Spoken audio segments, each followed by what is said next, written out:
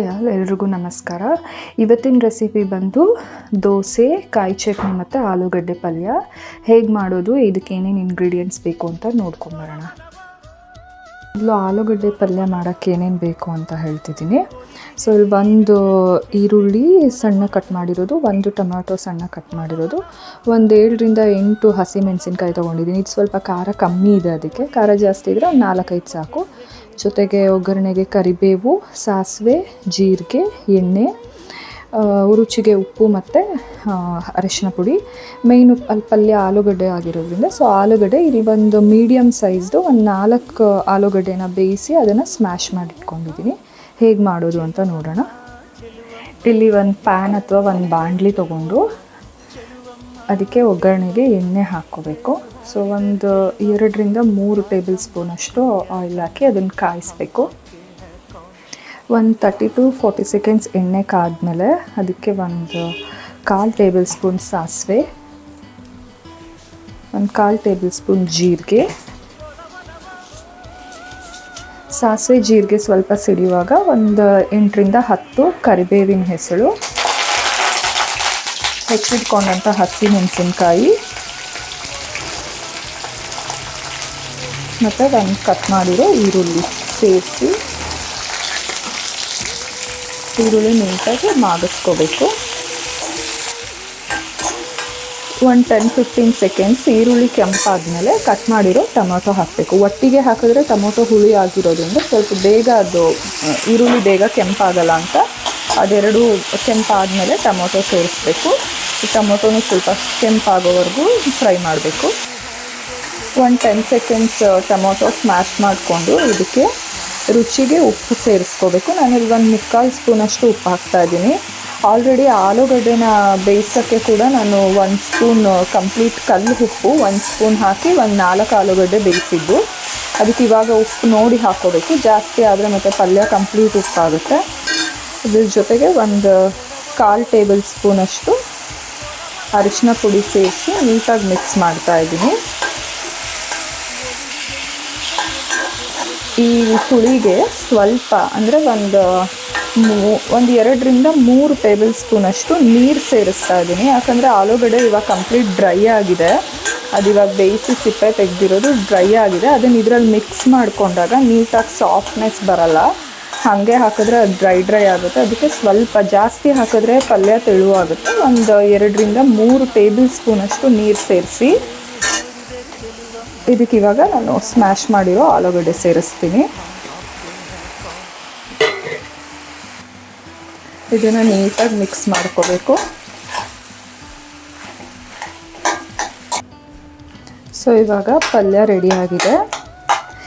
ಇದಕ್ಕೆ ಬೇಕಂದರೆ ಹಸಿ ತೆಂಗಿನಕಾಯಿ ಅಥವಾ ಕೊಬ್ಬರಿ ಅಂತೀವಲ್ಲ ಅದನ್ನು ಕೂಡ ಸೇರಿಸ್ಕೋಬಹುದು. ಬಟ್ ನಾನಿಲ್ಲಿ ಕೊಬ್ಬರಿ ಹಾಕ್ತಾ ಇಲ್ಲ.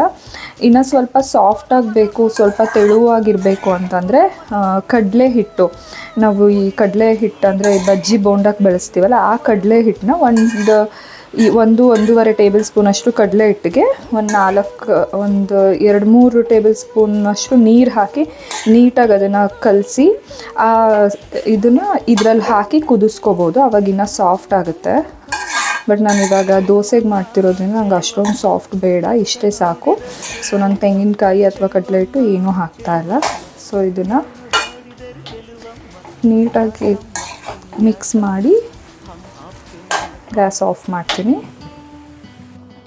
ನಾನು ಇವಾಗ ದೋಸೆಗೆ ಪಲ್ಯದ ಜೊತೆ ಚಟ್ನಿ ಕೂಡ ಮಾಡ್ತಾಯಿದ್ದೀನಿ. ಬರೀ ಕಾಯಿ ಚಟ್ನಿ, ಇದಕ್ಕೆ ಬೇರೆ ಏನೇನೂ ಹಾಕ್ತಾಯಿಲ್ಲ.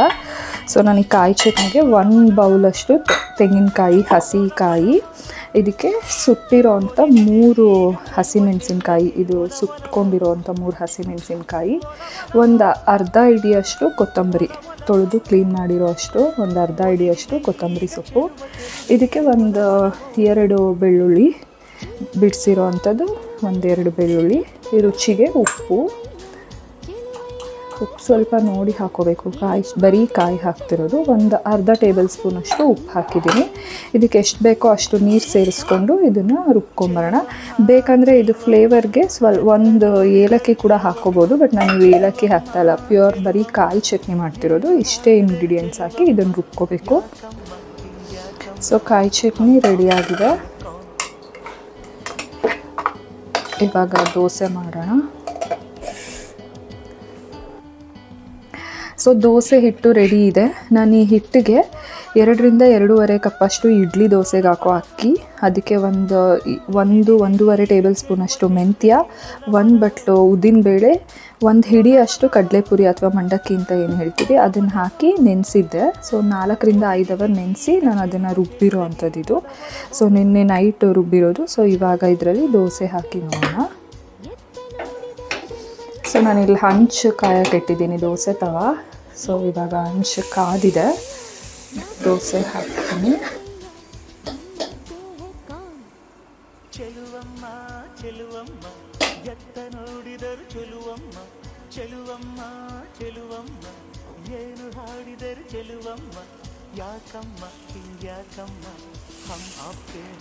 ಒಂದು 2 ಮಿನಿಟ್ಸ್ ಲಿಡ್ ಕ್ಲೋಸ್ ಮಾಡಿ ಇಡೋಣ. ಸೊ ಇವಾಗ ದೋಸೆ ತಿರುಗಿಸ್ಕೋಬೇಕು.